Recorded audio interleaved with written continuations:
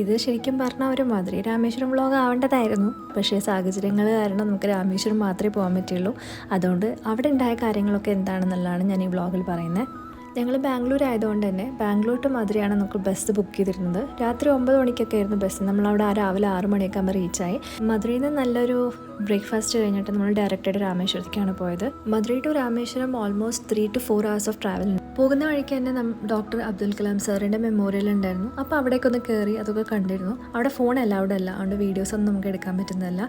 അതിനുശേഷം ഡയറക്റ്റ് റൂമിലേക്ക് പോയി ഒന്ന് ഫ്രഷായി ധനുഷ്കോടിക്ക് പോകാമെന്നായിരുന്നു പ്ലാൻ ഉണ്ടായിരുന്നത്. പക്ഷേ ഞങ്ങൾ പോയ സമയം 6 മണിയൊക്കെ ആയിരുന്നു.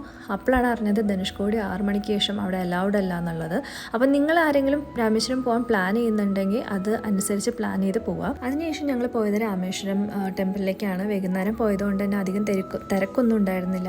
അടുത്ത ദിവസം രാവിലെ ധനുഷ്കോടി പോയി അതിനുശേഷം നമ്മൾ തിരിച്ച് ബാംഗ്ലൂരിലേക്ക് വന്നു.